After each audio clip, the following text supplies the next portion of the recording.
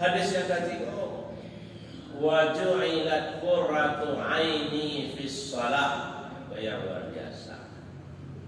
Dan dijadikan hiasan mataku adalah di dalam salat. Qurrata ayun, buah mata, penyejuk hati, penyejuk pikiran, pandangan jiwamu itu adalah di dalam salat. Jadi dia salat itu menjadi tanam. Kini orang mencari hiburan itu kan macam-macam. Dia ramai dengan pikirannya, memang lama makan durian, tenang pikirannya. Lain orang mencari tenang pikirannya, dia cari nopi mancang ya mancang, 3 jam 4 jam sampai tengah malam, tenang pikirannya mancang. Lain orang itu tenang pikirannya duduk, mau tahan lapor, mau lapor, kawannya minum, tenang itu. Ya mungkin ada orang beribu-ibu, tenang pikirannya mampi ke pasar, tidak barang-barang lancar. Tak boleh tak balik di mata.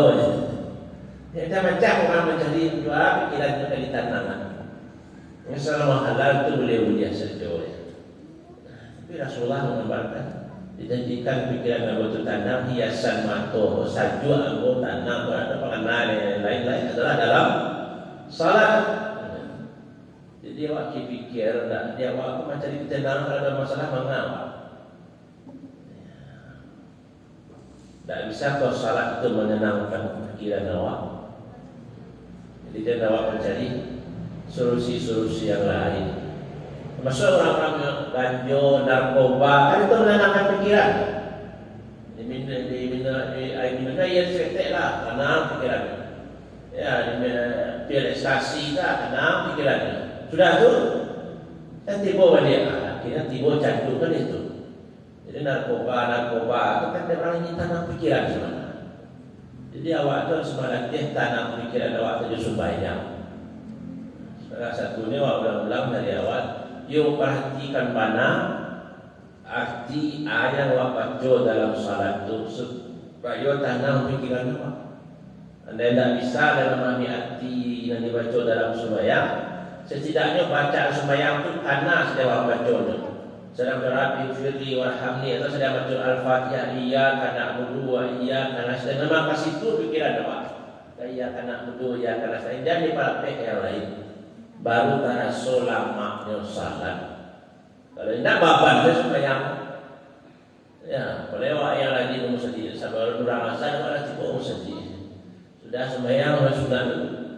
Kalau tidak dihayati kadang bisa membosankan. Rahimahumullah. Jadi 3 hadisnya. Yang pertama tadi Rasulullah menyebutkan Bilal, wahai Bilal, sembahyanglah awak bertanang dengan sembahyang tua. Tanamkan refreshing terus anak. Ini nak tenangkan pikiran kita dengan salat. Kemudian Rasulullah kalau balik masalah menyokarajokan salat. Karena kan banyak macam-macam salat sunat.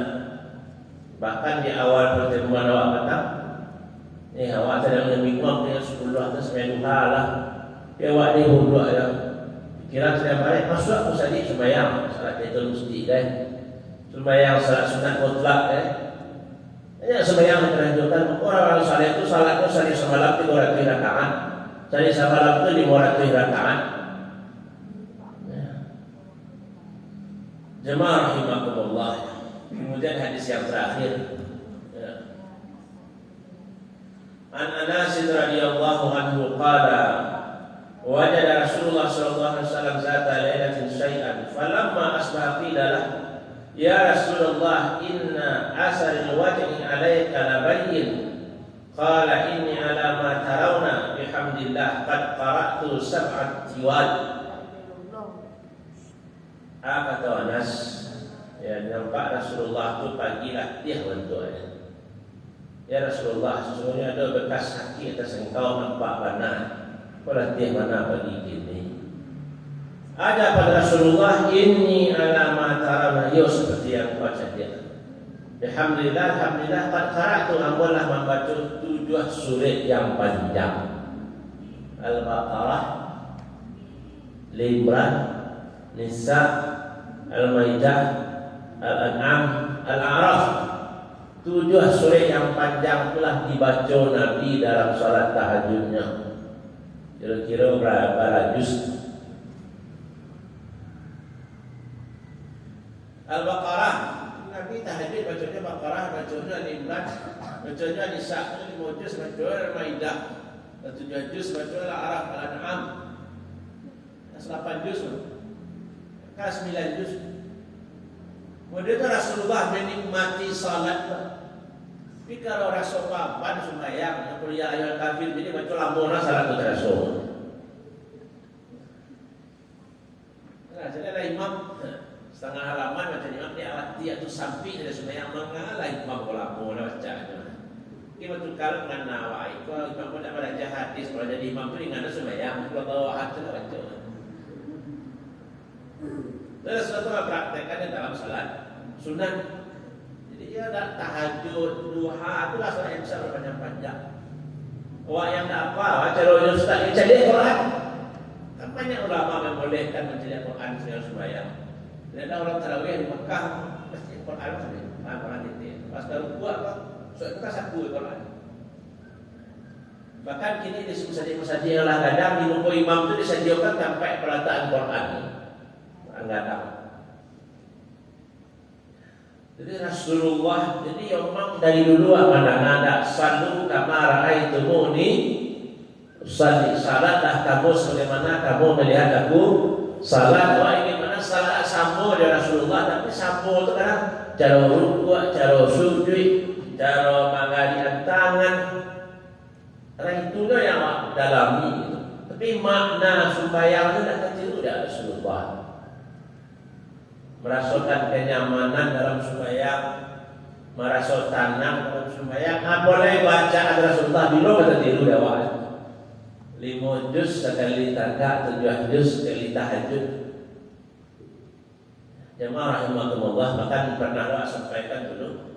Sebagian orang saleh itu 1 rakaat itu khatam Al-Quran 30 juz. Jadi sudah sembahyang isya, tapi takbir itu sembahyang witir 1 rakaat. Allahu Akbar. Al-Fatihah, Al-Baqarah. Lalu sampai selesai minal jinnati wan nas. Semua azan subuh. Ditutupnya sembahyang subuh saja. Tidak orang seperti itu banyak orang saleh. Ya, yang terkenal itu Abu Hanifah, Tamim Ad-Dari, Sa'id bin Jubair, Utsman bin Affan. Itu yang terkenal. 1 rakaat khatam Al-Quran 30 juz. Bahkan Utsman bin Affan mengarajokannya di dalam Ka'bah. Ya, masuk ke Ka'bah itu kan khalifah Utsman bin Affan. Itu bisa mudah kan masuk ke Ka'bah. Tapi kalau kamu masuk ke Ka'bah kan dulu lah. Nah, sebenarnya khalifah itu sembahyang di dalam Ka'bah. Sudah sembahyang isya, baca Al-Fatihah dari Al-Baqarah sampai An-Nas. Selesai 30 juz baru rukuk. Itu ibadah Utsman bin Affan. Makanya wajar saja Utsman itu termasuk sahabat yang dijamin masuk surga. Sembahyang serakaat 30 juz.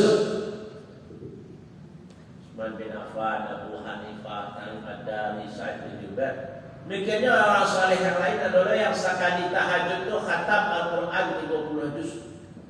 Seperti Baqi Ibnu Makhlad, ulama terkenal di Andalus, murid Imam Ahmad bin Hanbal. Ya, di antara kebiasaannya tahajud dengan mengkhatamkan Al-Quran 30 juz. Jadi orang-orang dipuji hafiz Quran, nyolah hafal 2 juz, nyolah hafal 20 juz, nyolah hafal 30 juz. Karena yang bisa meniru Rasulullah SAW dalam salat membaca ayat-ayat yang panjang. Nah, jadi kalau ada anak lah hafiz 1 juz, hafiz 2 juz, hafiz 3 juz, 10 juz, cari sembahyangnya, suruh sembahyang membaca seperti itu. Bukan sekedar sertifikat saja. Kalau mencari-cari sertifikat sudah mudah sih gini ya. Di mama katakanlah komersil lah, ini sertifikat, ikuti go, bayar sekian, biti sudah berlalu gitu. Ya. Tapi menjadikan Al-Quran yang banyak fatwa baca dalam salat. Nah, seperti para sahabatnya. Jemaah rahimakumullah. Jadi kalau panjangan supaya awak supaya orang saleh itulah banyak karena awak.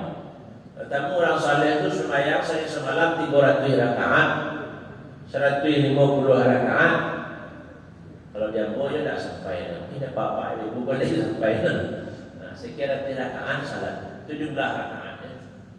Apalagi berjamaah. Saya itu saya selama sampai 2 tahun tidak pernah tinggal takbiratul ihram. Coba ya. Berjamaah dan 10 tahun. Coba ya. Apalagi lama tagak tadi. Nabi Muhammad 5 juz, 10 juz, 8 juz, kurang 30 juz sekali tagak. Wah, setengah juz itu tenang juga boleh. Jadi masih jauh sembahyang awal. Tunan lahir ini wajah dia kalau 17 rakaat, jumlah bacaan. Tak boleh khusyuk tadi. Bila awak khusyuk sembahyang? Bila bangana tu dici sejak dari takbir sampai salam. Di antara Allah baini a'udzubika min ilmin la yanfa' wa min qalbin la yakhsha. Aku berlindung dari ilmu yang tidak bermanfaat, dari hati yang tak pernah khusyuk. Kan itu doa yang diajar Nabi, awak berlindung dari hati yang tak pernah khusyuk. Sembahyang saya nak buat khusyuk. Nah, itu boleh kerajaan ini khusyuk mana Ustaz? Nah, kan itu tantangannya di awal. Ini pun salat, nak buat khusyuk. Jadi boleh kerajaan lain, kamu hanya khusyuk. Jadi jemaah rahimakumullah, salah saya sembahyang itu yang awak baca itu adalah astagfirullah, astagfirullah. Karena banyak wak lalai dalam salat, padahal salat itu menghadap Allah. Yang wak adoi dalam salat itu Allah, tapi justru banyak lupa dengan Allah dalam salat telah maduk, karena dilupa apa lain. Ya di luar salat, apa lain sudah salat. Itulah hikmah barangkali selesai salat itu wak beristighfar. Astagfirullah, astagfirullah, astagfirullah. Karena lalai wak dalam salat. Dan dalam mana lain misalnya istighfar sesudah salat itu ya karena sesudah ibadah itu adalah waktu yang terbaik untuk meminta ampunkan kepada Allah Subhanahu